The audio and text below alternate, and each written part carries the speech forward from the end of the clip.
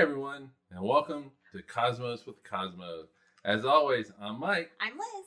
I'm Brandon. And we have a special guest today. And Brandon, who's our special guest? And introduce yourself. It is Cass. Hi, Cass. Yay, welcome Yay. Cass. This is not the first time we've met her, by the way. So Who is this person? sorry, I didn't. Doesn't matter. You know, in my head, I was like, I need to let her know that we're gonna introduce the three of us, and then I said we have a special guest. Yeah, we didn't give her any directions. No. Sorry. That's Brandon all on booped me. me. I'm Cass. That is all on me. All right, so today we're gonna be talking about some stuff. What are we talking about? We're talking about broom stars. We're talking about hairy stars. We're talking about Hey, comets. stars. Those dirty Comets. snowballs. Dirty. Dirty. Yeah. But before we get Cecile. into that, what's that? It's Cass, C-A-S-S, short for Cassidy. Yep. Same. Oh, okay. Sorry, All right. My mom called her a cat. The show is just completely broken down now. But all right. Anyway, before we get into these hairy broom stars known as comets, let's go talk about our drink. Yeah. Brandon, The best part of the show. what are you drinking, man? I am drinking Mark Twain's Last Ride. Ooh, Nice. Fancy. For those of you on the podcast, not watching audio, they have that window behind them, Well and done. there's a floating hat. Thank you. It makes me very That- happy. That is really well done. Well done. We got to take a Well drink done, to that. That's well done. Yes. Cheers. That was great. Cheers to my dad for that one. Excellent. Well, anywho, I'm drinking a Mark Twain's Last Ride. It is Centauri whiskey with a single red gummy bear in there. A single red gummy bear. From Germany, mind you, Deutschland. Oh, well. Yeah. Hey, Brandon, we're gonna go down to our liquor store here in Bend. We do have one because we've been here quite often. It's Third Street, and we're gonna see what kind of fancy whiskeys we can get. Yes. Because we have more selections here than we did in You do, and it's significantly cheaper. Yes. Yes. Now, I do want to point out it's called Mark Twain's Last Ride because Mark Twain was born in one of the appearances of Halley's Comet and died in the next turnaround of Halley's Comet. I mean, what? He even called it. He Yeah. even called it. He said, He did. "I came in with it. I'm going out with it." I mean, that's cool. Yeah, That's pretty badass. That's cool. it's like one of those baseball players calling where they were going to hit the home On run. their shot, yeah. Yeah. I feel like they have more control over where they can hit their shot versus when you're going to die. You may have more control of when you're gonna die. Let's be real. I guess That's stuff that's to fair. do. That's fair. Very poetic, though. It is very poetic. All right. Cass, what are you drinking? I have what I'm calling the Bloody Snowball of 1811.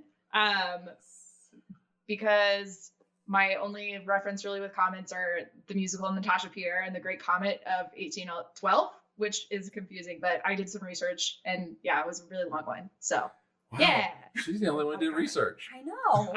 Actually, my research was literally watching a video that was made for 8th graders about comets, so I don't know. That's basically what we do. That's pretty much what our How- research was. That's what we do. That's That's what we do every 2 That's what weeks. we do. You know, I like that. The Bloody Comet. Yeah, what are you drinking, Liz? I am drinking dirty blueberries. Dirty blueberries. Ooh, like Mars. Yeah, but you know, we go with the comet theme. This is just a blueberry compote that Mike made with vodka Vodka. Oh, and and something else. It's not tonic water. Club soda. Club soda in there. So initially it's made with gin, but Yeah. I'm not a big gin fan. No. So I asked for vodka No. instead. So I have the same drink and waiting, but I have what I am calling, I have to look at it because I forgot the name of it, the Comet Magneto Tail. Magneto Tail. Yeah. That's the name of an evil cat. Like Yeah, it's like a cross between Ian like McKellen- X-Men Ian and McKellen cats. and Yeah. that's what I think of So- every time I hear Magneto. It's an X-cat. Yeah. So this is this has vodka in it. It has ginger beer. So it's kind of like a Moscow Mule. But the beer is raspberry. Not the beer. The vodka is raspberry vodka. Oh, because I finished that off. Very nice. Raspberry vodka. And I put a little the blueberry syrup on top. Okay, nice. Yeah. So looks like a Jack made a lemon sorbet float, calling it "Drinking the Yellow Snow." That's the only yellow snow you want to drink, I think, is a lemon sorbet float. yeah. Yeah. I tell Leia to never eat the yellow snow. I don't know if she can see the yellow snow. She just likes eating snow. So. Oh no, she can find the yellow snow one way or the other. She gets it.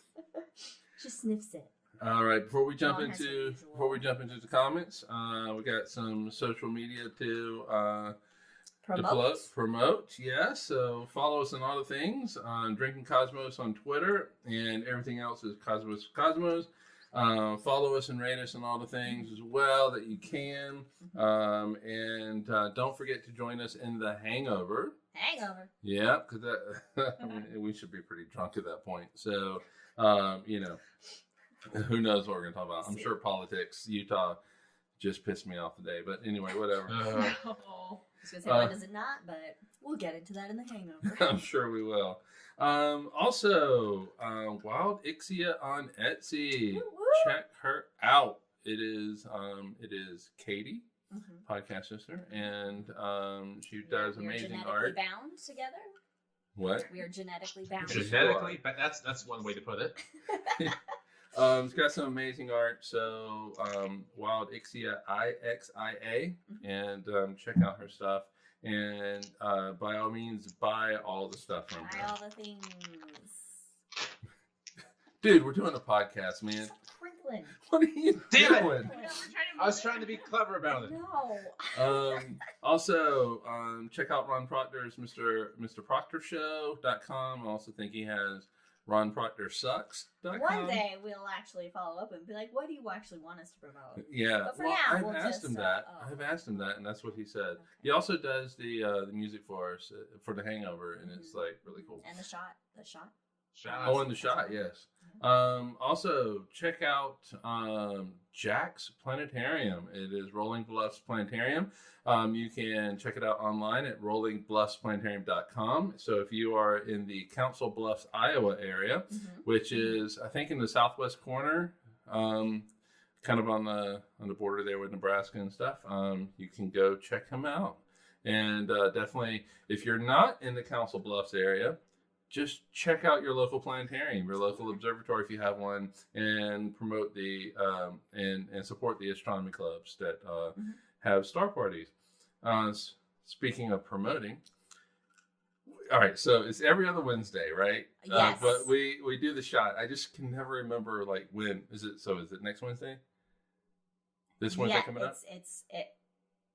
No, I think one just came out. Okay. I have to look at the schedule. All right, so every other Wednesday we have the shot, nice little bite-sized nugget of astronomy stories and news and things like that. And it's actually really a lot of fun to make. And I think Brandon says it's his favorite thing. Next Wednesday. I love episode. it so much. Thanks, Katie. Yeah, it's definitely a lot of fun. Rules. Apparently, we have new rules. So. Yes, indeed. The normal rules of if a puppy barks, if you hear a dog, and there are 4 dogs in this household now, so yeah, but 2 don't 2 bark. are quiet, 2 don't make a sound. 2 don't bark. Yeah. Ours do, but they're upstairs with us, so I'm not really sure if they're going to bark. But they might. If there's a Star Wars reference or a Lord of the Rings reference, take a drink. And of course, the new rule being, anytime we hear parents in the background, probably commenting on the podcast, take yourself a drink. Or Take see a a drink. hat. Or see a hat floating in the background. Yeah, if you see a Ghost hat, hat. we're definitely taking a drink to that because that was absolutely just fucking brilliant. Your mom paying attention to our banter. Of course she is. All right, so let's get started. Let's talk about these Let's things. get dirty and icy. We had talked. All right. It's that kind of show. Okay. Yesterday we talked about, like, I was like, Liz, you ought to just say I am Groot. I am Groot. And then I would say, well, what she said was that that comments are mother frickin' dirty snowballs, but she didn't use mother frickin' straight out of Guardians of the Galaxy. So, so what are comments? What are they? Good question. Yeah, Liz, take this one because this is your favorite one. They're dirty snowballs. Oh, but that is not what you were saying. That's not what you've been They're saying. dirty, pleasant, nice. She has been sweet saying all along that they are dirty Richard motherfucking snowballs. Which is my favorite term. Well, no, it's it's not my favorite space term. We all know my favorite space term is galactic cannibalism. Of course, yes. But dirty snowballs, I just love that term because they're like big snowballs in space. That are dirty? That are dirty. I mean, yeah, they got like rock and ice, and you don't want to eat them. Your tongue will freeze to it. It'd be like Don't eat the dark snow. Yeah. No.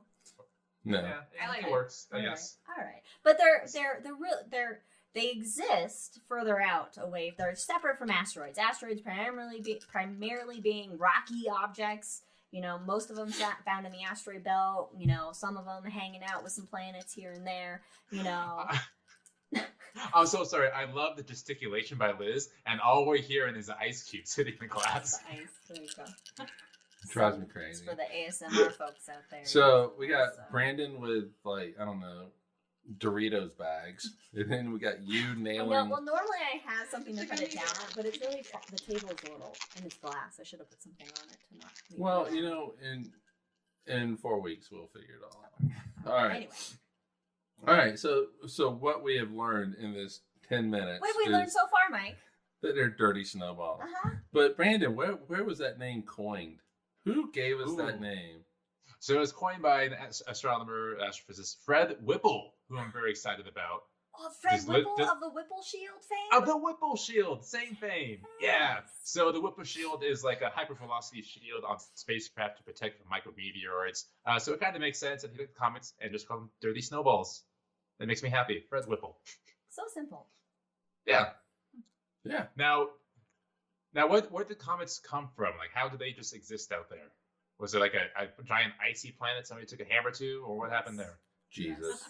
We all know Jesus. Jesus. Jesus. Yeah, no, they're left over from the formation of the solar system. So, I mean, pretty much everywhere you look is left over from the formation of the solar system. Solar system formation debris. I mean, these things That's Them and asteroids. are over that's super 4.5 cool. billion. They're 4.5 billion years I, old. I saw a fun quote that said, "Comets are older than dirt," which, yeah, actually, they are older than they dirt. are. Yeah, how old is dirt? I mean, you can put an age on that. I mean, the Well, you Earth can. age, Well, but- it depends. Do you mean dirt or soil? So two different things. Well, let's go with the simplest soil way. is- Dirt. okay. I mean, Okay, well, right? I mean, isn't like dirt. Anyway, we can get into that and hang. yeah, that's a whole other thing. Just We need somebody to look difference that shit between up. Dirt and soil. Yeah. This is not a I gardening saw- podcast, everybody. So in our solar system, as of this year, as a matter of fact, we've discovered about 3,743 comets in the solar system. Only? Oh, well, that's what we've 3,000? discovered. That's what Okay. we've discovered. Well, they're small. Are those They're ones, hard to that have spot. names or number Yeah, names, names. or Like Comet C1, They all, 21E. they Designations. all have designations. designations? Designations. But of course, out there, whether it's the asteroid belt or further out, trans-Neptunian objects in the Kuiper belt, there'll be billions of them. Billions and billions of Of comets. comets zipping around the solar system, burning up as they pass the sun. Yeah, so they're dirty snowballs left over from the formation of the solar system, and I mean 3,743.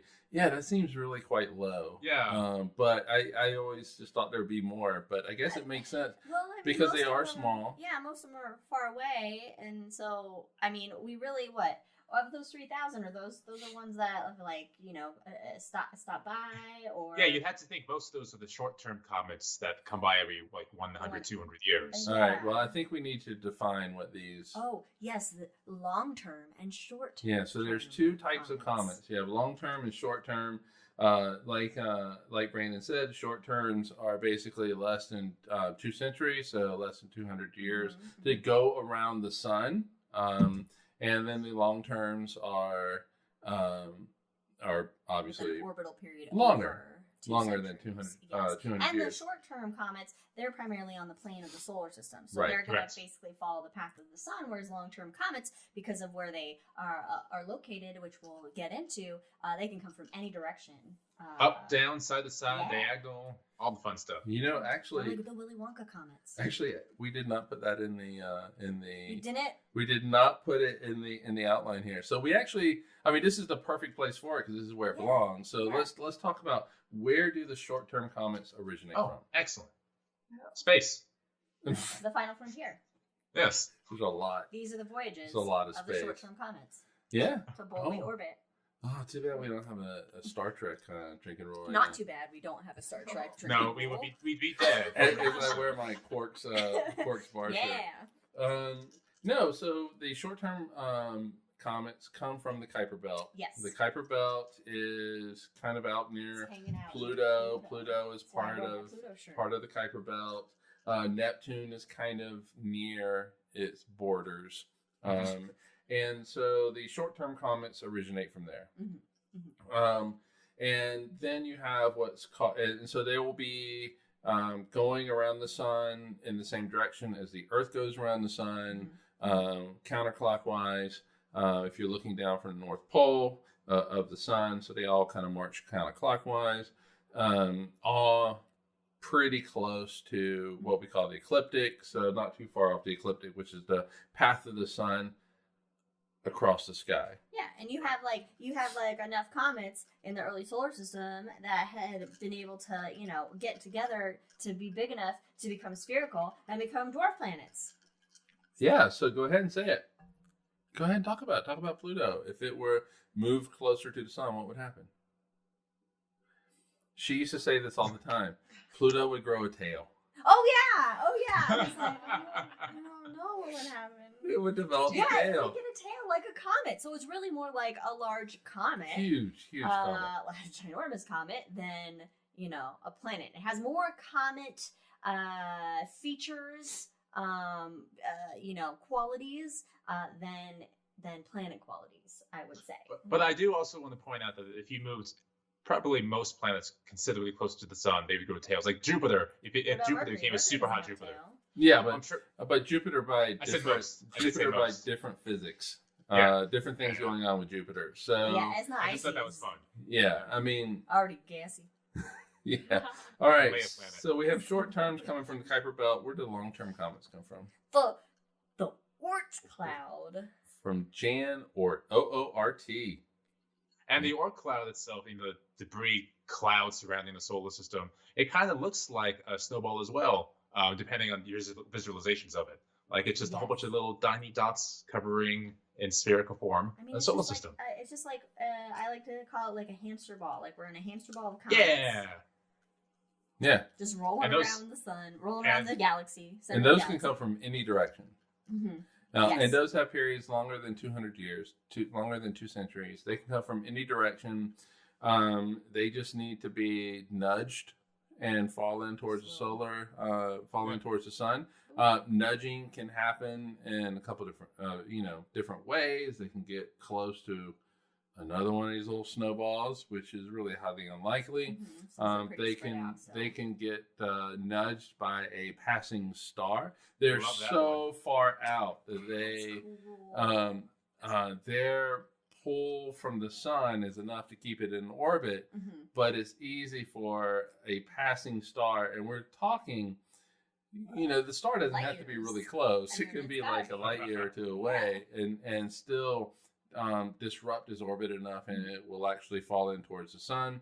And either it will either be moving too fast that it will then leave the solar system, or it'll orbit it. So we do have a comet right now that is actually coming from the Oort cloud. Yes. And this is Comet C 2022, so it was discovered last year, and it has a designation of E3. We have in the notes that its period is about 50,000 years, but I do believe its eccentricity is greater than 1, so it's going to go bye-bye. It's going to leave. It's going to leave solar. It's going to leave the solar system? Yep. Yeah. Which kind of goes into what we got a question in the chat is how often do new comets come from other solar systems? We had a visitor asteroid. Was it 2 years ago now? Yeah, something like that. Yeah, so we do get other asteroids and comets once in a while from other solar systems, but obviously it's once in a. I was about to say blue moon, but once in a mega blue moon, that does occur. What's the difference between a blue? Never mind. A blue moon and a regular moon. I know. Wait, I thought So you said mega blue moon. that was a joke. I'm But, pulling so my ears, my bad. a blue moon is when you get a full moon twice in 1 month. That's all it is. That's Happens all. That's all a blue moon is. Yeah, it Well, doesn't. something turn like every 13 blue, months, or something it's like just Yeah, it's like 13, 16 months. So it's like once in a blue moon, because it's not an often occurrence. Yeah. Yeah, so, I do believe Jack in... says we are yeeting that comet out of the solar system.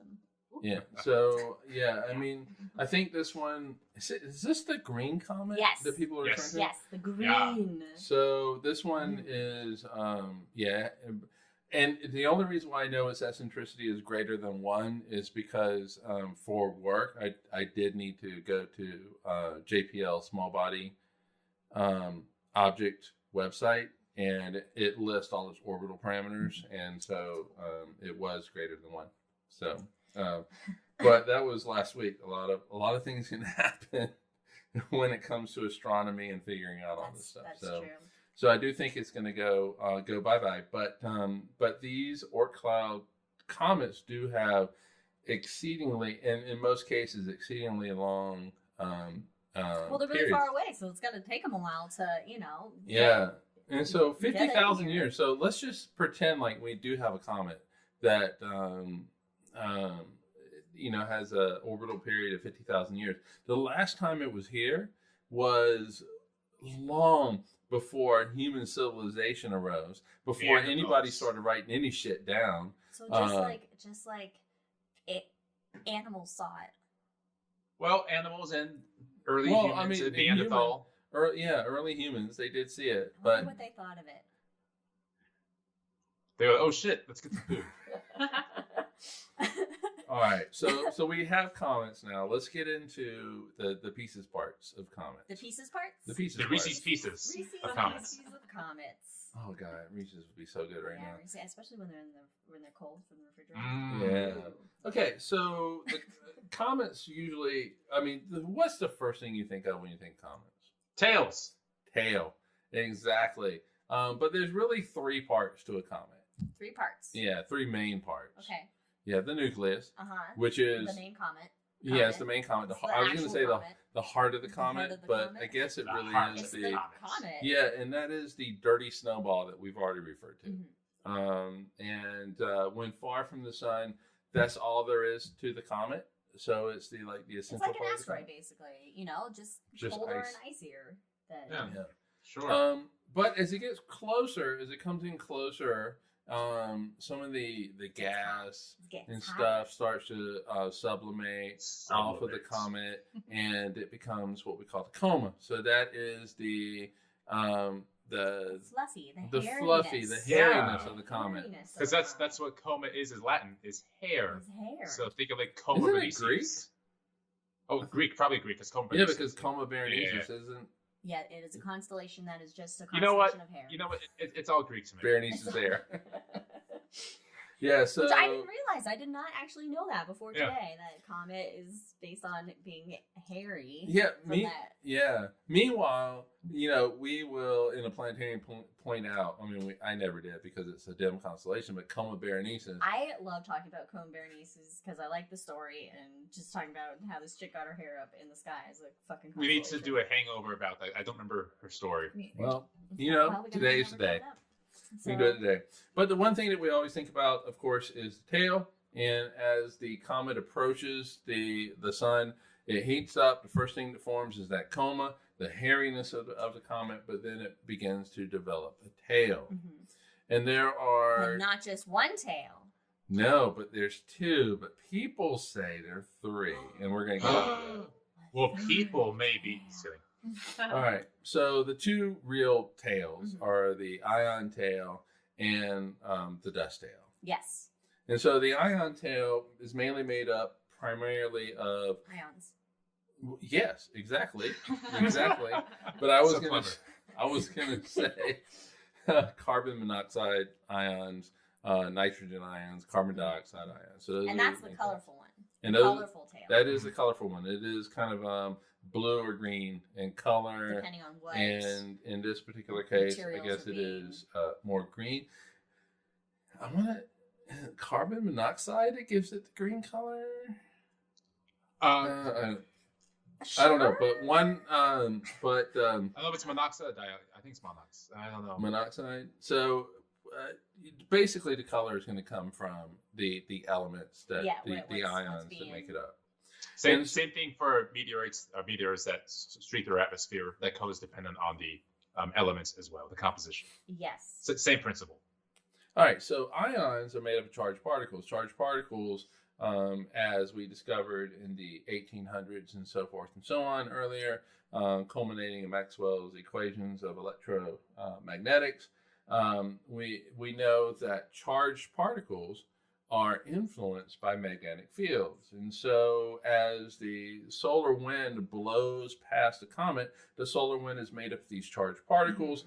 As the solar wind interacts with the high-speed charged particles, as it interacts with these ions coming from the comet, it creates a magnetic disruption, and it creates a magnetic field that points directly away from the comet, and that magnetic field is called the comet magnetotail. Comet magnetotail. Nice. And I'll drink to that. And okay. Sure, why not? And so what happens is it forces the ions to, and that tail is pointed directly away from the sun. Always. And so it forces the ions to follow that magnetic field. It also constrains the path that those ions take. So the the ion tail is usually quite thin and sharp and points away from the sun. Always points away from the sun. So the other one is called the dust tail, which is made of Dust. Ions. Get out of here. and it generally points away from the sun. Yes, but cannot point away. Yeah, and so it has more flexibility. Yeah, it has more flexibility. Yeah, so it is made up of dust, obviously, and that dust usually not magnetic at all, so it doesn't care about the magnetic field. And by dust, this is just little Little grains of dust, particulate material that's coming off, like you have in your house. Yeah, and it's so less skin particles. There we go. No dust bunnies. And comet skin.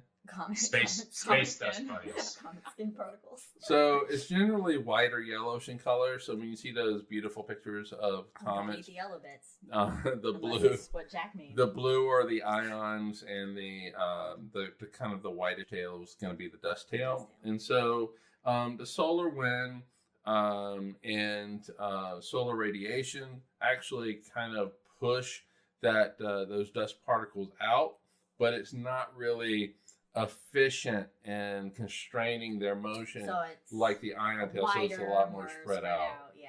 Yeah, and so generally it points away from the sun, but you can also Kind of like see, if you blow dust off of something and it's Yeah. just like. yeah, but you can also kind of see the path that the comet takes Yes, okay. around the sun. Jack says his kids say it's comet dandruff.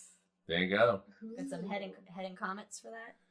That's snow. That's how I've been describing snow in my head lately. It's just sky dandruff. Sky dandruff. I was just thinking comets. They just like cleaned up the solar system. They don't clean it up. Because it's comet. Because it's Guys. comet. No. That's But what. they leave all this dust behind. Say Liz, You take it use home. comets to clean up the rings of the bathtub that Saturn leaves behind. There you go. All right, so Mike is so disappointed in us. well, it was just butchered. I had a hand in this butchering, but You did this. You created this. I have no problem with this. I have no problem with the fellowship and what we have created together. And, you know, all right. So there is this, you know, third kind of tail that's really kind of not a tail at all, but it's an optical illusion. Oh, it's like the moon illusion? No, Not like the moon illusion. No, this is. It's an never mind. All right, so it's called an anti-tail. The moon's not real. The Joseph Campbell tail, yes. Yeah. All right, so we'll have to remember to get into the moon illusion. I remember as well. All right, so suffice it to say, go out, look at the full moon when it's close to the horizon. Put your thumb up; it'll cover the moon. And even though it looks huge, when it's high up overhead, you can still cover up the same moon and the moon the same way with your thumb. So it's not really bigger when it's on the horizon. It's the way that your brain interprets it. When it's close to the horizon, we'll get into that later. And to be fair, it's part of the reflection of the flat Earth that makes it loom larger. Right. It's it's the wall around the poles that reflect. Yeah. Check out our episode of Flat Earth. God, so annoying. All right, so there's another thing that's called the anti-tail.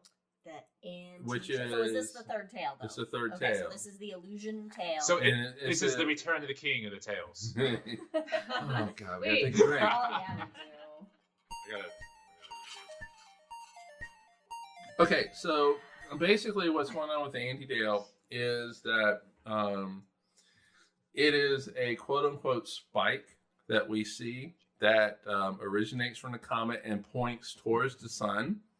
But what's really going on with it is that the anti-tail consists of larger dust particles that you would normally find within the dust tail. And so these are getting shot out in all different directions. Mm-hmm. They really are. It's just that there are some that are shot out in front of the comet. Mm-hmm. And these are definitely not affected by the solar radiation as much because they're much bigger, they have more weight, it's harder for the wind to push them. Is this just like because when comets, when they're sublimating, there are specific spots on the comet where you have those venting of gases. So these are coming out from the front. So this just happens to be like the comet is venting and it's coming from the front. Right. And so it's not being like, you know. And so what it does is, from our perspective, forms a disk around the nucleus of the comet. Because the others will shoot off, but then they kind of appear to arc and they become part of the coma and that type of thing. But these will shoot off directly in front. My thumb must be huge. These will be shot off directly in front of the comet. The thing is we don't see it as a disk.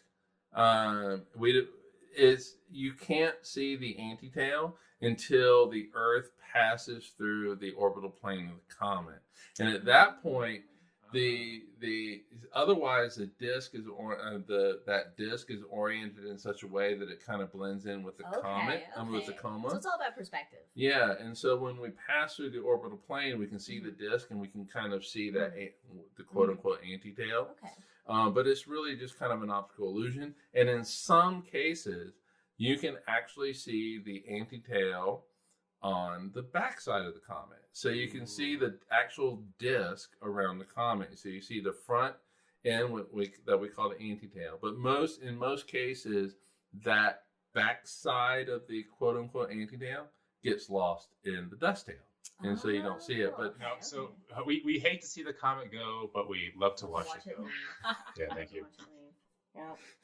Look at those tails. Look at those tails, boys. Ah, yeah. All right, so that's what a comet is. I mean, it's pretty easy, right? I mean, they're just dirty snowballs. Yeah. They have various things to them, like comas and nucleuses, and two different tails. They come from different parts of the solar system. Are you going to touch on? I believe you called it earlier a broom stars, which I know is just another name. Broomstar. And Well, the yeah. origin of that name, I know that Harry because of the coma and coma. Oh, Right, and right. and Well, whatever. if you So look at broom. it, if you look at a broom, it's got the handle, right? Mhm. Just ignore the handle, but the bottom part, the broom the part, bristles. the bristle part. Bristles, indeed. So that's So it kind of looks like a comet, where it just when was that name originated? Do we know? whenever they invented Oh. comets. Brooms. I mean, whenever they invented brooms, Brooms? it was. And that'd probably be confusing because witches fly with the broomsticks. So, like, is it a comet or is it a Is it a witch? witch? Or is it the comets? I mean, comets could be witches. You know, I don't Join know. us next week on Is Cosmos. it a We're comet playing or a game. witch? Is it a witch or is it the comets? If I were a witch, I'd be like, dude, it's a comet. I mean, you can see me on a broom. It could. If it's a witch, then it's an evil witch because comets are harbingers of doom and destruction. Ooh. Which brings us to our next part. Thank you. Harbingers of doom and destruction. Even though you were like, I was about ready to go into it, but then you're like, where do brooms come from? And then, but yeah, harbingers of I asked the death hard-hitting and questions. doom, Segues. comets. And so Yes. let's get into how we have kind of, Yeah, because I mean, you see it in our pop culture all the time, like Game of Thrones, the red comet, and Spoiler. various things. Too late now, people. Get on the boat. You know that comets have always had this kind of like bad Mystique about them. omenness to them. You know. Yes, mystique. That's a better word than bad. Badness. omenness Badness. things. Let's go stick with that, though. Let's do it. all right, before we get into the harbingers of, Yes. death and doom. My mom does ask, how fast does it travel? 42 comet 40. units. To cover. 42 comet speed units. It really kind of depends on where it's originating from. I mean, if it's originating from the Kuiper Belt, Mhm. it's going to go at a different speed than because it's closer to the sun. Mhm. It needs to have that speed to that faster speed to orbit the sun. But if it's coming from the Oort cloud and it is gravitationally bound to the sun, having a closed orbit Mhm.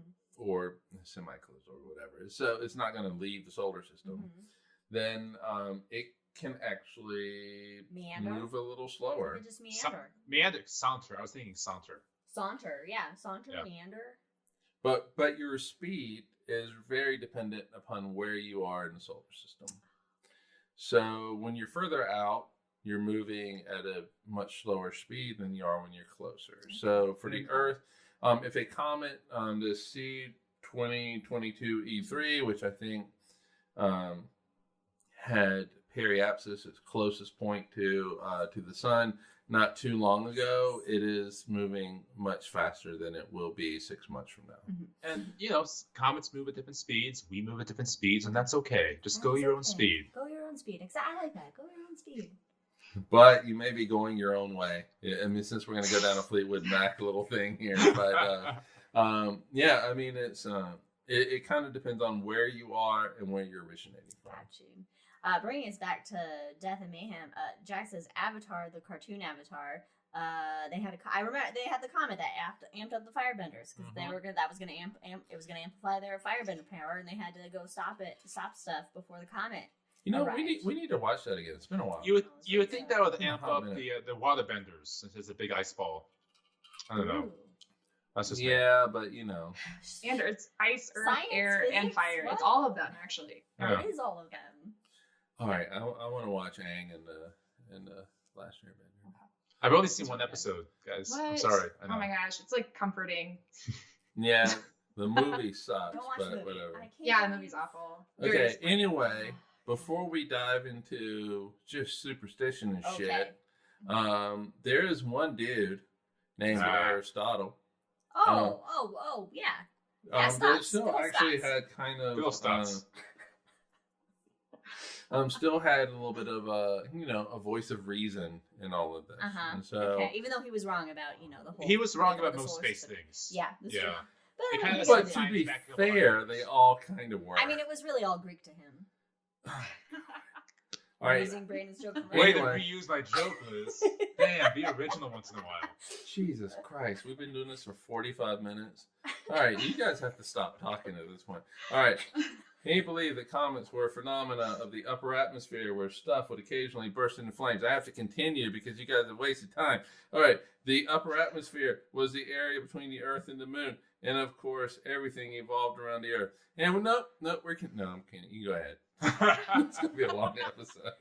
Okay, no, continue. It's fine. No, and that was basically it. And Well, so now we can kind of get into... And I wanted to put that in there just to give a reference to where the ancient people, quote unquote ancient from 2,500 years ago, believed these comets were and where they came from. So if they believed they came from a place between the Earth and the Moon, that at least gives you some reference where they are actually close to you, close to the Earth. Right, which can make them more scary and Yeah, so one of the first written references as far as novelization and stories goes comes from the Epic of Gilgamesh when they reference falling stars, very likely as comets. And so think about this. You believe, just like Aristotle did, that except for these comets and the wanderer planetes, the planets, that these objects out there in the sky are permanent, everlasting, and never change. And then all of a sudden, here comes this motherfucking comet about to fuck some shit up. Yeah, so of course you get kind of scared. Like, is the sky falling? Is something going to change? So they start to think, well, let's start connecting this comet showing up to these bad things happening on Earth. When realistically, a bad thing on Earth happens like every single day. So of course you can connect, causation and causality, things like that. Yeah, but on the flip side, everything there's a lot of good things that happen on Earth every day. And True. So you could say comets cause that as well. Oh, and you were saying? Yeah, that was one of the things that I actually asked Brandon before we started, because I was looking up the comet of 1811 and everything kept linking it to these earthquakes that happened in the United States around the same time, and also the war in Russia. So it's like Napoleon took it as a good sign that he was going to win the war, so he started the war in 1812. And then in the United States, I guess it was before the United States, there were like tribes there and like I think some Spaniards in the area. Well, I guess we also had the War of 1812 in the U.S. Yeah, so that was... Yeah, was it 1812 or 18? No, there's War of 1812 and then War of 1814. Anyway, wars all over. But so that was like the destruction type. It depends on your perspective on what side you're on and like what's going on to see something appear, that wasn't there before, and then be like, ooh, if things are going good for you, like it's a sign of the good, and if things are going bad, you're like, oh shit, I'm gonna die. And there's a few instances throughout history kind of link these up. Like, for example, in the year 35, the comet came by and was interpreted as a pending destruction of the kingdom of Gongsun by the Wuhan in ancient China. And of course, that year, the Gongsun they fell. Right. And I'm assuming they were already pretty much knew they were going to fall. You had to assume so. Yeah, there was already that in motion that this was then just like, let's blame it on the comet now. Yeah. But it is not amusing, but let's call it amusing. That's not just like Western civilizations that have this belief of a comet being a harbinger. Like, it's China. There's places in the Americas that have the exact same ideology that comets will bring doom. Yeah, I think that's a good testament just to human psychology, Yeah, I'm good with that. Yeah. I mean, if I saw a tail for 200 days, that might freak me out too. Honestly.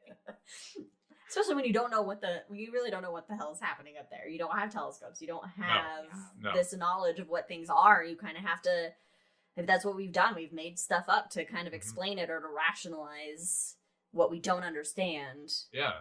So we mentioned the Great Comet of 1811. We'll talk about that in a little second from here. Bloody Comet but another big one was Halley's Comet in 1066.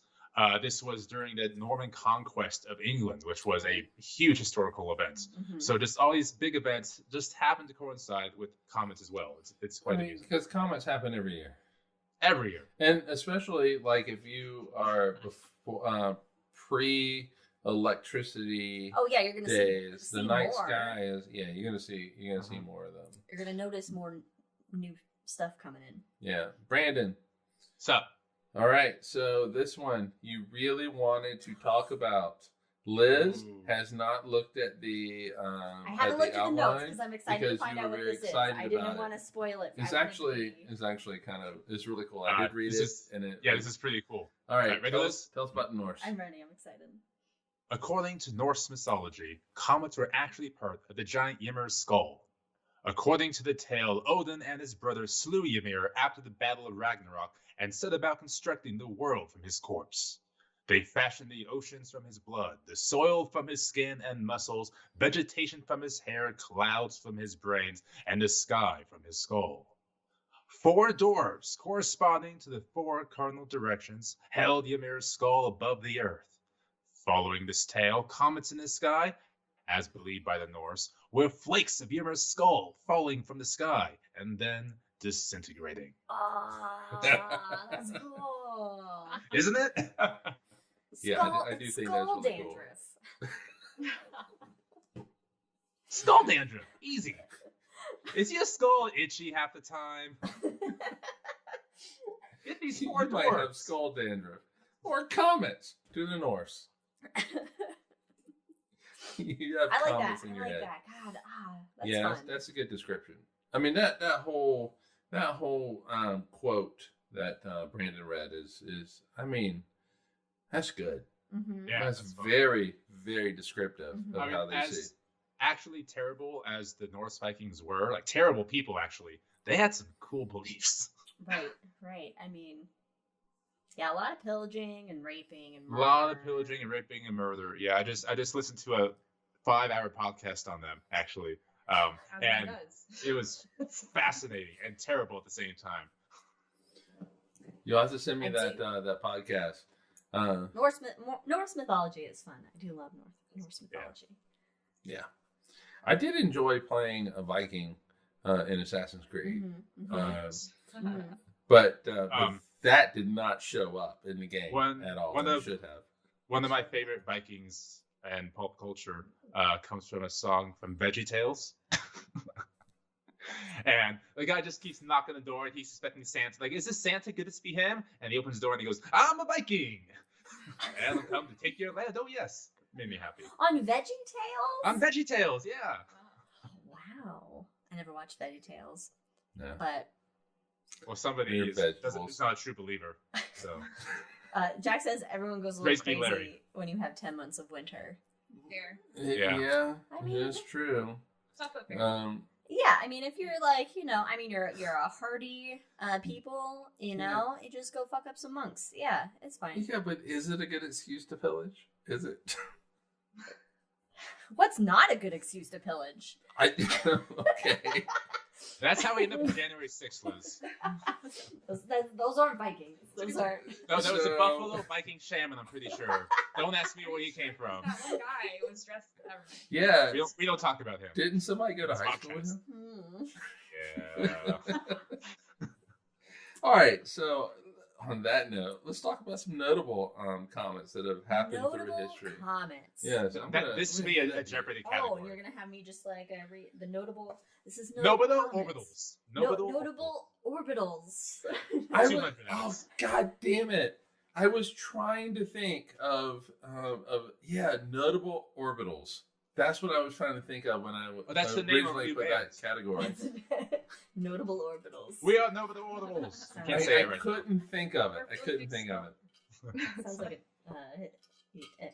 I was gonna make fun of Brandon's kind of music, but then it's also Katie's kind of music. Yeah, Hey, every time we Hey. golf with friends, we have to listen to that music. That's it. Next time we I just mean, Rammstein it is really all fun the way with the through. Mariner. I also like the one with the lady that's doing like the one you played with the lady that's doing like a very Saga song. It was I don't remember anyway, but the Mariner one is fun. All right, notable orbital snowballs. The Great Comet of 1577. This was measured by good old Tycho Brahe. Right. Tycho. Oh yeah. Metal nose. I wonder if his Jet. Petkorf Jet helped out with this at He all. did. He did. He did. Okay. He measured this comet to cross the orbits of Venus and Mars, and he used it to help create a new model of the universe. But we already had. Oh no, we Well, had the solar system model. It was from the Copernicus. wrong model, but it was a new model nonetheless. Okay. Well, Because Brahe was really good at observational data, but Not not the at math. actual math. that's why he had Kepler come in and do all the maths for him. Kepi Caps. Good old Kepi Caps. And so it was a hybrid model between heliocentric and geocentric, which sounds a little lazy to me. Like, pick one or the other. I can't. Well, it's tough to go against 1,500 years of belief. So like, what if we That's just try to fair. make a baby step in between the things? That's fair. That's fair. Ooh, wait. All right, we got a comment. We got a comment in the chat from Jack. Super stripper name. Welcome to the main stage. Notable orbitals. Beautiful. It is hard to say, actually. It's good. It's good. Notable orbitals. Notable orbitals. Notable. It's like a warm up exercise now for Do re mi vocal. fa notable orbitals. For the podcast. Is that what we're gonna do every podcast? Yeah, now? notable orbitals. No, I can't even. Okay. All right. Next one. The Comet of 1680. These are very dramatic names. All right. Sir Isaac Newton. Good old Newts. He used the comet as an example of the inverse square law of universal gravitation. What's that, Liz? Basically, that these objects move in a parabolic orbit. Okay, yeah. Yeah, sure. So this was a yeah, okay. I don't know what that means. Explain that to me. All right, inverse square law Which I never know what that means. is 1 over r squared. So That's me doing as it. you okay, so Fancy physics man's got this. light does this as well. But so if you are, let's say, 10 feet from a light bulb, it's a Okay. certain brightness, All right? Mhm. If you are 20 feet, it is 1/4 the brightness because you're twice the distance. But inverse square is 1 over r squared, so 1 over 2 squared, which is 1 over 4. And I'm R in this situation. You're what? R. What's R? Are you Distance. confused? R is distance. Okay. In physics, R is pretty much always distance. Why not D? Anyway. D shows up in astronomy. Okay, so what's a parabolic orbit?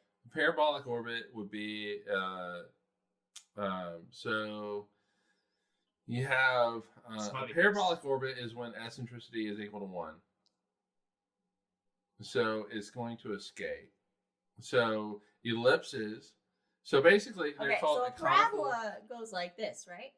A, No. a parabola goes like it looks like a U Uh-huh. that is kind of like a tight U. So the two straight line parts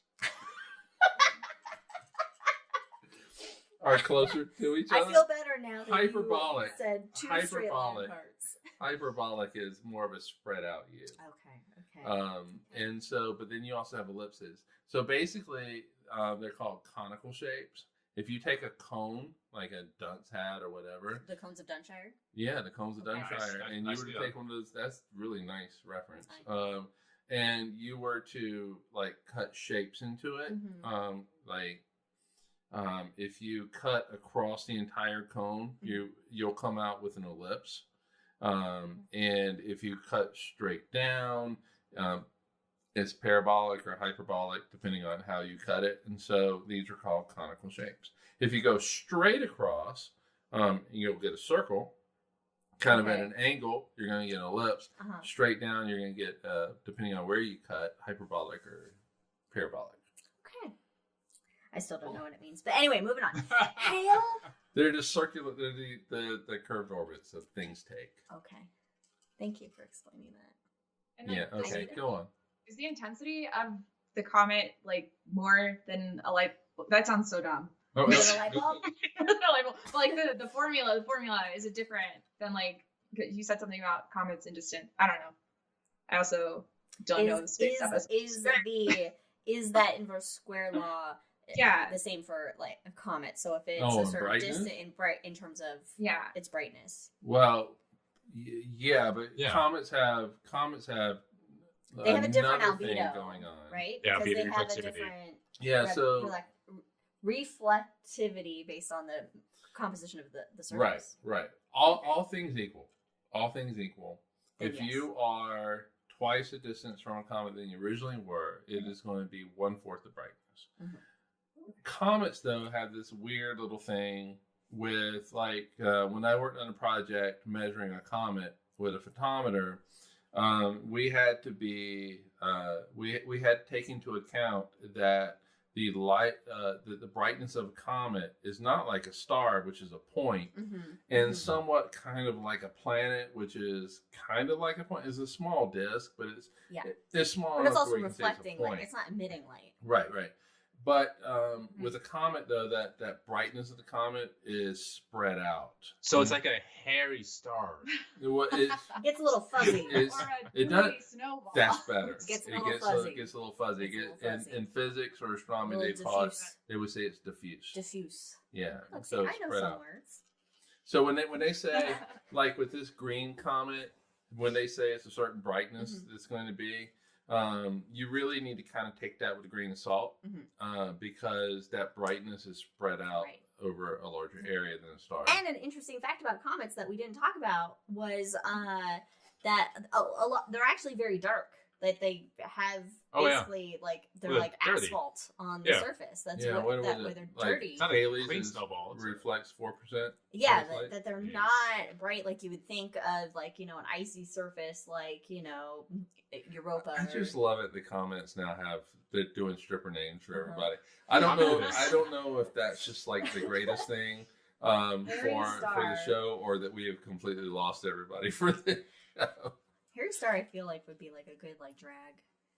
Be like Harry a fun Star? drag name, yeah. Yeah. Harry Star. You know, one of I'll the let Jack. One of the The Greek coolest things, speaking of notable orbitals, No, yeah. what was it, like a couple of years ago? We were in, Ron's Ron. here.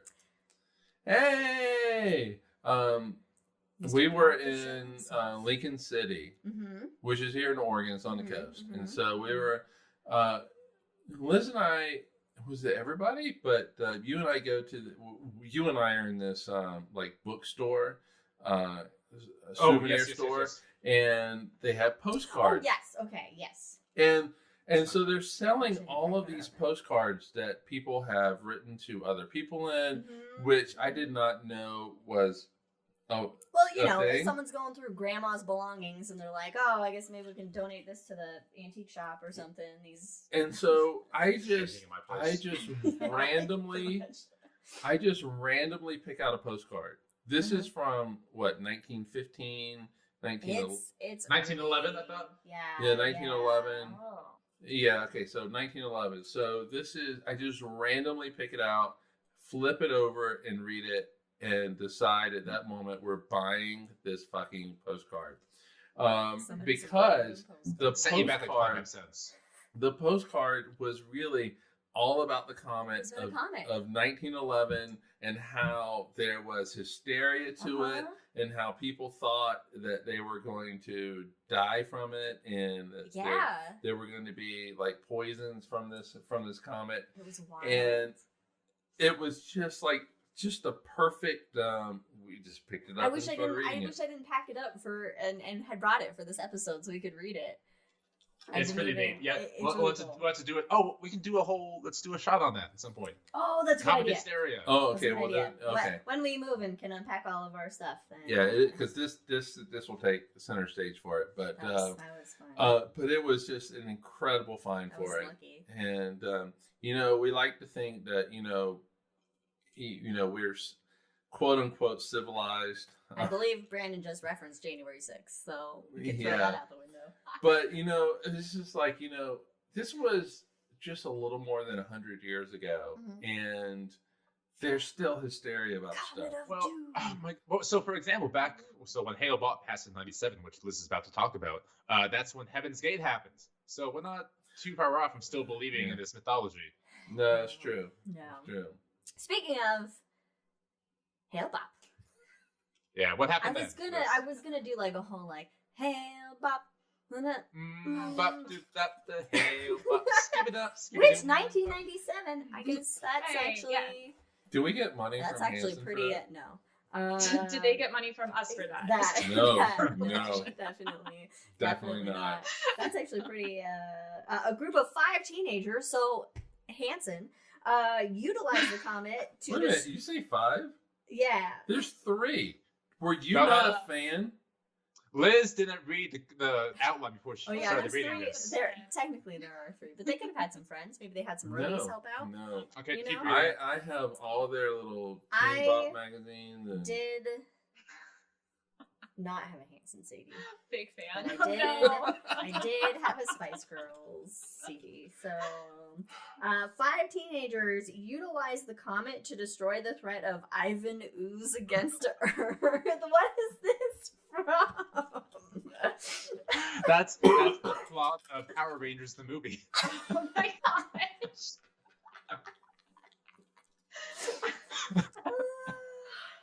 It's what happens when you put me in charge of the outline. Yeah, that's true. No, That's you true. were not in charge of it. You just took it. I was going to write For out this the outline. one joke. For this one joke. This I put one it I in joke. the I movie. literally just set it up, and then I was going to write it, and then I'm like, okay, I need some breakfast, and so I go get some breakfast, and I come back.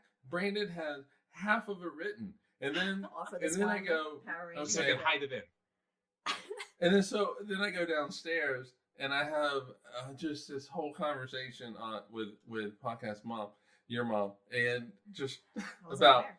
about names and stuff, and I come back and it's entirely written, and I'm like, I'm gonna play Elden Ring now. I mean, this proves a good point of how Nobody put you in charge.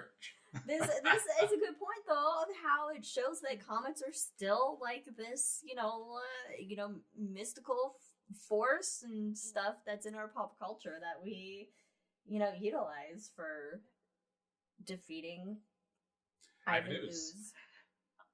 All right, I tell you what, let's get into our final segment, and then we'll get into the hangover. Yes. Because I Multiple do segments think left. what? We have multiple segments. We'll go through this. Okay. All All right. Let's take it. Go. All right. Comet impacts. Yes, that's this is Okay, gonna be our because final.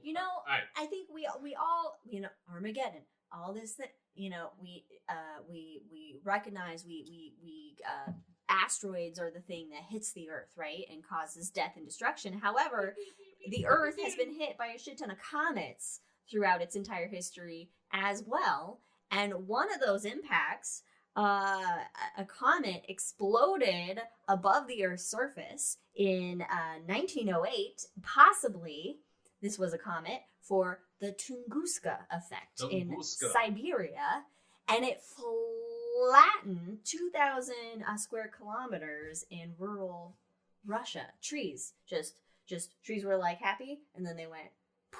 Oh my goodness. We have a show about this, I think like 2 years ago. Yes, Because I remember reading diary entries of people that were kind of near it within a few thousand kilometers, and it just like kicked them off the chairs Uh-huh. or the huge rumbling of the house. It was massive. yeah. Yeah, and so you can actually see where the comet exploded over the Earth because the trees are just stripped down. Mhm. There's an epicenter, yeah. But they're still standing up, but they're stripped down. Some are flattened though. But yeah, That's as a you good move concept. away from that, Okay. they get You mean flattened, the epicenter, which is and they the point sun. towards the epicenter of where the comet exploded, Mhm. and And I think that's how Freddie Mercury was born.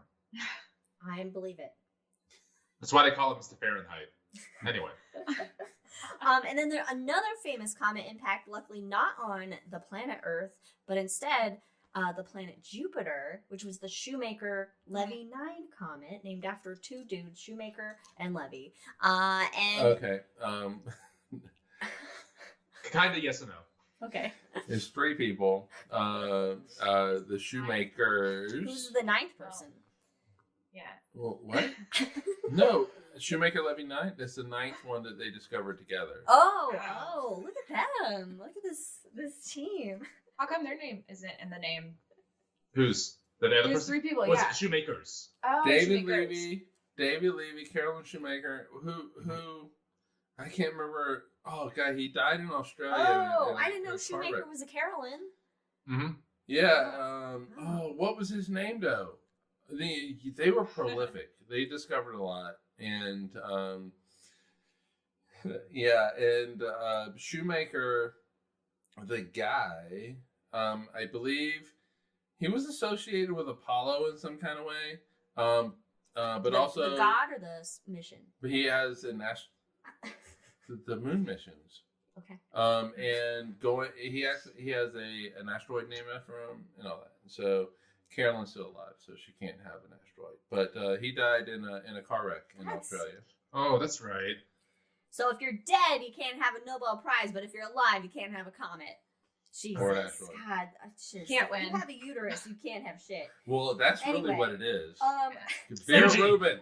Vera Eugene. Rubin. Eugene. Yes. I have opinions on Vera Rubin.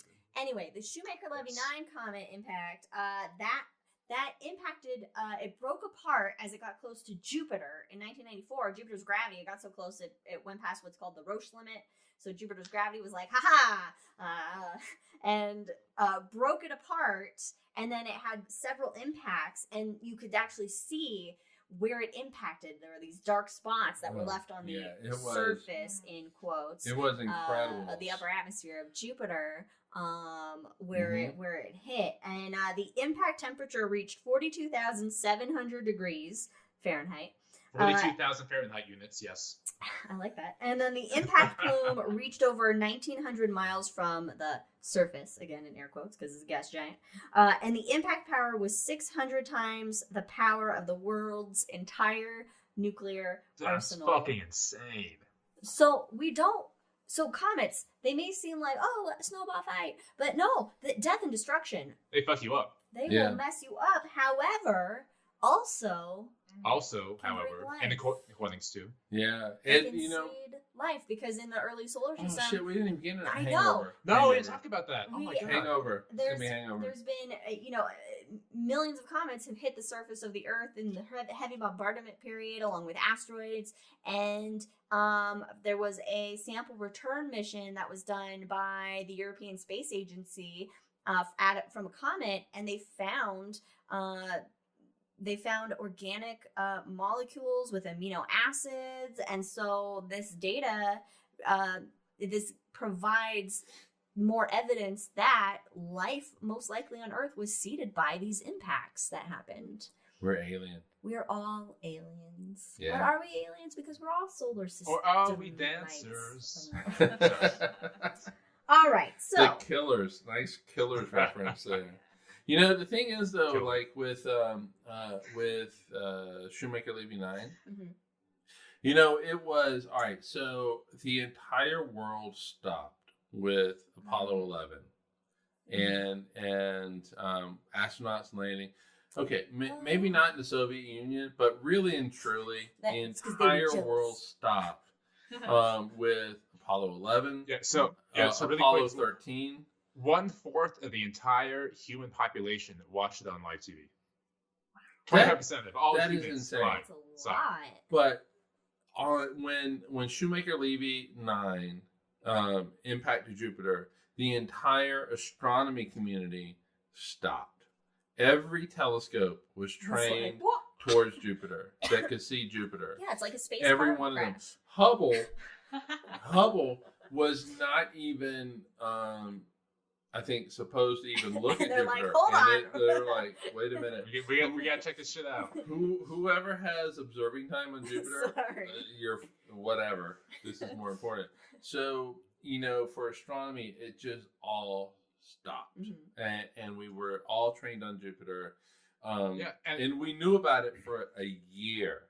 And there were all kinds of like, hey, what is this going to look like? And it still blew us away. And it was just so lucky we had Galileo out there as well. Because Galileo was a spacecraft going out around Jupiter at the time. And it just so happened to coincide with the Shoemaker-Levy 9. Were they able to predict how hot it would be? They did try to predict it, but it turned out the predictions were considerably smaller and less than what the actual impacts were. Yeah. Cool.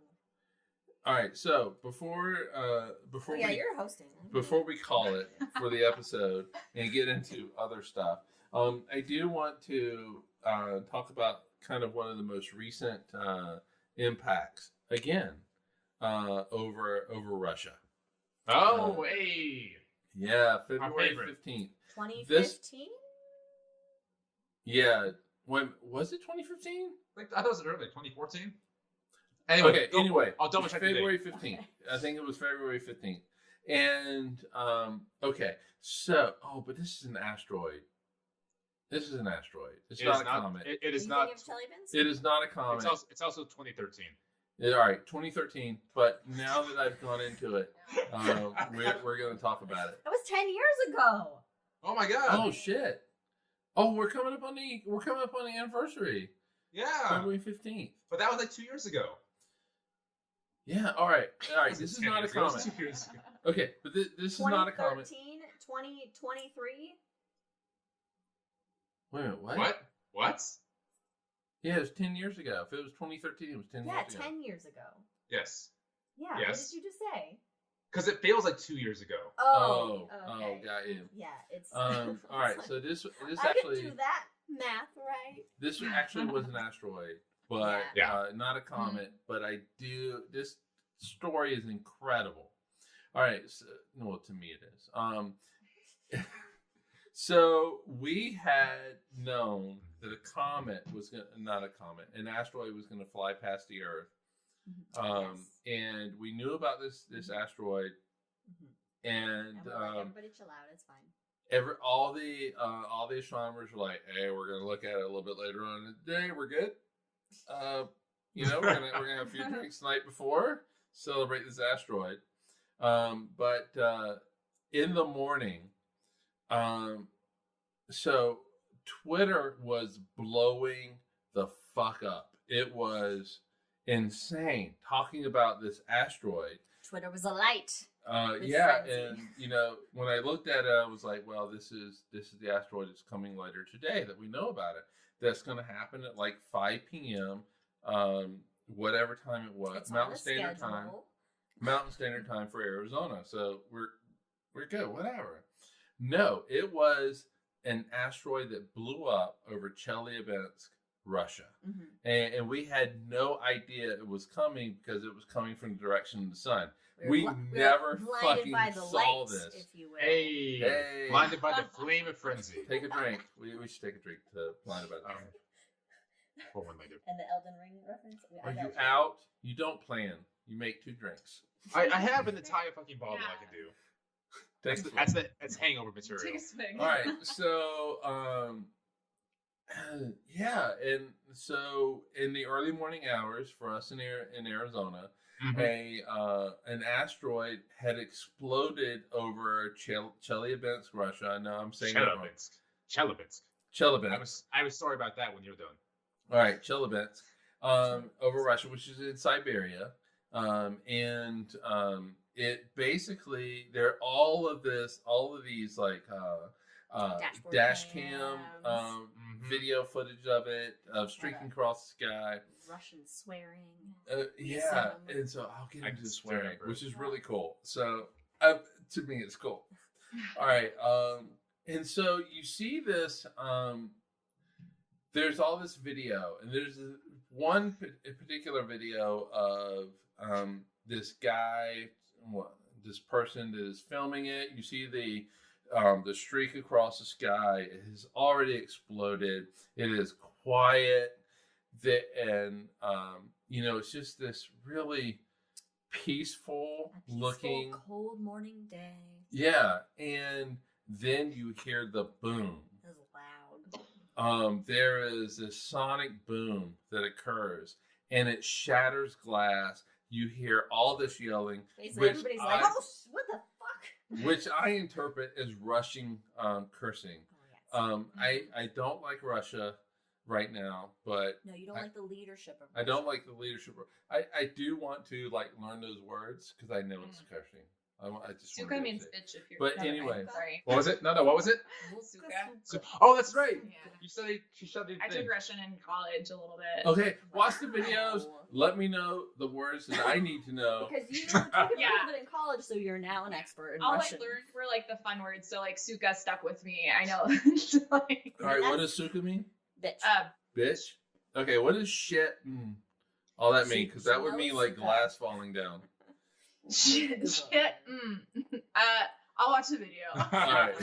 We'll just Google Translate. But anyway, what is amazing in all this is like nobody died. It exploded high up above and came in at an angle of. And it was because the angle. It came in at a shallow angle, which meant that all of the force of this explosion was diffused. It was and spread not out directly. But if it had come straight down, it would have flattened. What's the name of the town, Brandon? Chelyabinsk. Chelyabinsk. It would have flattened it, buildings would have been flattened. People would have died. Nobody died in this. Sure, there were a lot of people that were injured. It was something like Cuts, 10,000, things like that. 20,000. Yeah. It was Broken something. glass and- And to the credit of the Russian military, they swept in. They created basically a town overnight so And that at people that could point- go in. And at that point, we knew the Russian military was incredibly efficient. Oh yeah. At least for that. Oh, but- yeah. I mean, yeah. All right, but from a science point of view, the shock wave went around the Earth like 3 times. That's so cool. They actually have evidence of the quote unquote bell being rung 3 times. And this is an asteroid. An asteroid, mind you, that was 60 feet across, which was the size of our planetarium dome Yeah. That's how we do it. at the time. And so 60 feet across. Which seems small compared It to the does size seem of the Earth. small. It seems Yeah. like, it's not a big object, But- but, But Yeah, imagine, sure, a comet is going to explode, but look at what Tunguska Mhm. produced. Mhm. The Oh. event over Tunguska. Yeah, it's not like getting hit with a snowball and a snowball. fight. So, It's, you know, No. well, depending on how cold That the snowball has a are. nuclear weapon inside of it. Yeah. yeah, and so we might think of, hey, I'd rather get hit by a comet than an asteroid. I don't want to get hit by either one of them. both big bada booms. And Yeah, Big bada destruction. booms. And to be honest, we need to stop worrying about, and this is going to get political for a second. We need to stop worrying about trans We're at that point. kids. We need to stop worrying about books in libraries. We need to stop worrying But about To all be- this to be fair, other to stuff. be fair, we need more books in libraries. Yes, we need. Okay, We should We- worry about okay, the lack we of books need in to libraries. stop worrying about banning books because your precious little So kids might become uncomfortable We- learning about gay kids so and we need to bisexual kids and trans kids. We You're need to not bringing this in. You're not bringing this in, Brandon. You're not bringing We it need in. to consider again that pale blue dot we've been talking about. All right, you can go with that. All right, but anyway, and so we do need to worry about comets. Comets are beautiful. They do have these amazing just views in the sky. So really, they can be harbingers of doom and death and destruction. Yeah, but Why not harbingers of joy, since it happens all the time as well? Connect to yeah, joyful every things. year there's a comet. Every year, Mhm. and so We just gotta keep an eye on them. but you know the thing is, Just keep an eye on them. okay, C stands for comet. 2022 means that Nope. the year that it was born, That that it we was saw born. it. The year it was born. Yes, Brandon. But E3 Brandon has a means that question. it's not the fucking first Brandon's comet that raising we his discovered. Yeah, go ahead. C, it's more a comment than a question. C is for cookie, and it's good enough for me. All right. On that Anyway, I think we need a break. Yeah, we went to like a season 1 Cosmos of Cosmos here. An hour and a half later, here we are. Uh-huh.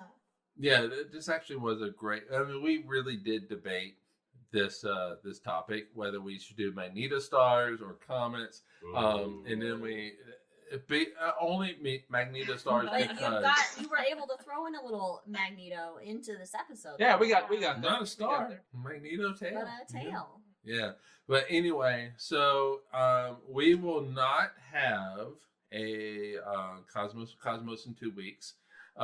We're going on a trip, and Yes. We will be on assignment. we will be on assignment. But I will be on assignment too. Yeah, we will be on assignment. We're Wait a all minute. on and assignment. We're all We're on on assignment. So You're on I can, assignment. I can host it. okay, You'll also be on assignment, maybe. I'll be on assignment. Dang it, you're right. no, it's official now. In 2 weeks, Cass will be hosting Cosmos doing the high in the sky. This We're is gonna do the 8th grade level Cosmos and Cosmos. perfect. This is the way. Whatever topic you want. Let's talk Yeah. about dirt and So- soil. That's, So- that's a complicated topic. So we'll be back. That's a Arborists good are one. gonna get angry. So we'll be back in 4 weeks. Whatever 4 weeks is from now. That's a month. Oh, Um, A month. a moon. What's lunar phase? I think we're talking about astrology. This is yours. Fun. Oh, that's a Liz topic. What's everybody's sign? Yeah, so basically with this topic, Liz's sign is bullshit. We're not talking about that. Yeah. so in our next show, It'll be the Liz rant on astrology. Yeah, that's- Mike and I will kick our with feet up some and enjoy. lunar libations created by But- our own fancy. yes, listeners. but I think the friend comment. oh shit. Thanks, Jack. Oh, wait a minute. Okay, you talk. I'll be right back. And by right back, I mean just one over there. But you can't- Liz, you can't let's leave. wrap it up. Oh no. Wrap it up.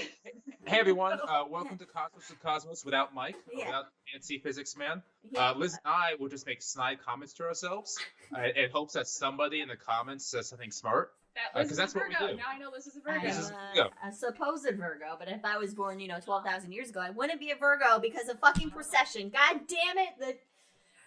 I'll save it. Is I Virgo don't- bad? I don't know. I I'm a don't- Gemini. That's not good. Look, I'm a control freak. That's All what right, apparently so Virgos are. this is a Christmas Oh, gift. no. Correct. no. It's pretty accurate. This is a Christmas gift that I actually got. From me. It is called Moon Magic and Mixology. And so it has all these drinks in it, like the Scorpio Moon of Enchantment. I have no idea. That's kind of fun. That's And cute. each drink, there's a tip on how to drink it and what stones to rub while you drink it, Oh. or things to smell while you drink it. Mm. Is this like a Thanks. porn thing? No, do they No. give you things to say, little mantras? They're like, I will be in rich some one of them, day or yes. something. In I some don't of them, know. yes. Like you want to Sounds like hold some- an almond, and you want to, think about the wisdom of almonds, and you will get wisdom from your drink that you're drinking. Lunar focus, so Yeah. we'll be able to focus with the moon. All right, we But- don't want to give too much away. No, okay, all right, but This is a teaser. making some Who's, drinks. who's hosting this episode? Well, I think you As and the I. Virgo in control, I will be. Oh I yeah, didn't gotta make- change Don't the forget to moon change water. your Next moon water. episode. Yes, I meant moon this water's in episode. there. All right, I meant this episode. we gotta wrap this episode. Don't All judge right. me. Thanks for Come on, joining yeah. us. We'll see you in 4 weeks when we all return, or at least 2 of us Yeah. return from Well, assignment. And don't forget to check out the shot while we're gone. Yeah, and Yes. For those that dare do this, stick around. Join us for the Dare hangover. do this. Those of you that dare watch us live, stick around. All right, cheers, everybody. Bye.